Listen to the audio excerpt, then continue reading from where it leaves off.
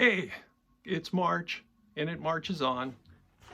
Last week I was talking about Maccaferri Maintenance, working on this lovely little plastic guitar from the 50s.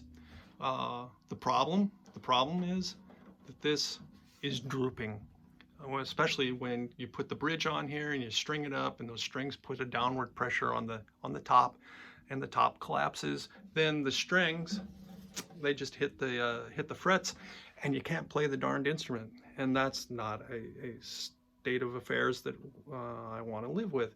And so I thought I'd take a stab at trying to fix it myself.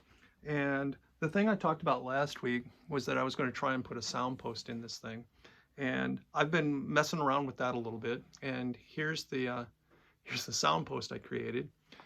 It's a little bit of a riff on my favorite childhood toy, Tinker Toys.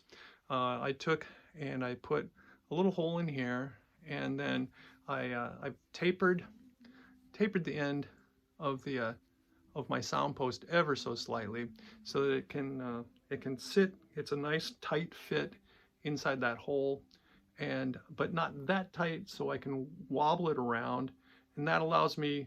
I wobble it over to the side when I put it inside there, and when I'm playing around blind, then I get inside there and I start to straighten this thing up with my fingers and wedge it in underneath and get the top to come back up. Now, what is it I'm actually pressing against? It turns out I'm not pressing against a plastic top. I'm pressing against a conventional wood brace that's in there.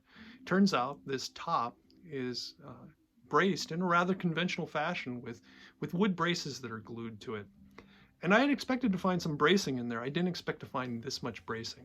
I had expected that Mario on the back, and it's going to be hard for you to see, and I'm not going to be able to light it, but I think you see there in that black stripe going down the middle, there's a whole bunch of that sort of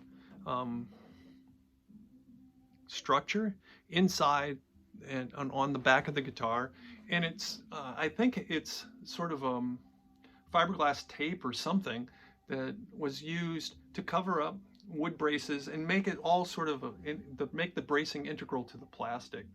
And so I had expected that was going to be a similar thing up here on the top, but no, the top is braced just as if it was a wood flat top guitar. It's got a pair of actually it's like 3 braces running the full length here, and you're going to see, because right now to finish off the video, I'm going to take my camera down and I'm going to try and shoot inside the sound hole, because that's the way I did the inspection, was with my cell phone camera here, and it works pretty nice, and I think it gives you a really good idea of what I'm up to. So I'm going to put the guitar down here on the floor. I'm going to grab the camera,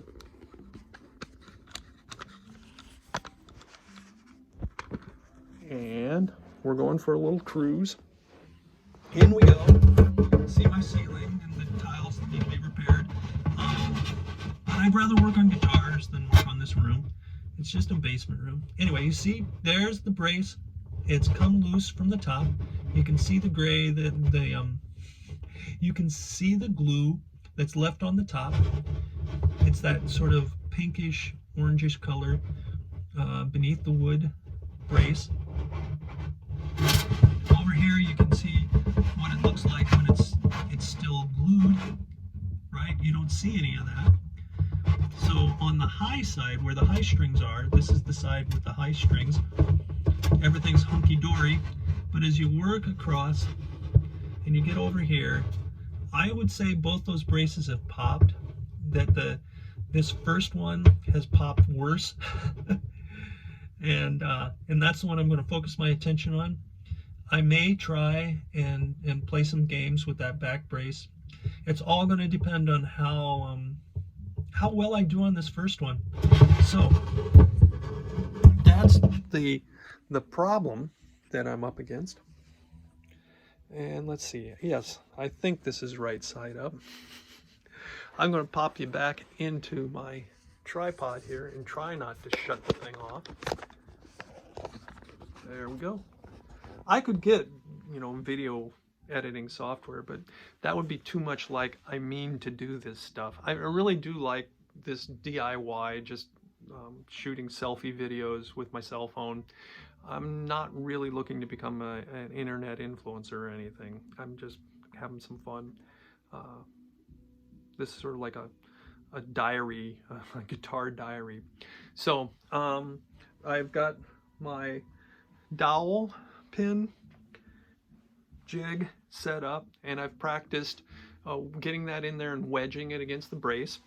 I'm going to play a little more with the length on that because I'd really like to pop the top up a little bit above horizontal, just a little bit, as much as I can, and not get nervous about cracking the plastic or loosening up something else, or a myriad of problems that I could create for myself. Uh, I'm going to need to pick a glue, and I'm still thinking about that. My main thought right now is to use like a two-part epoxy, hopefully something that cures really slow, because working inside there already, I can tell in just doing the dry fits with my little sound post.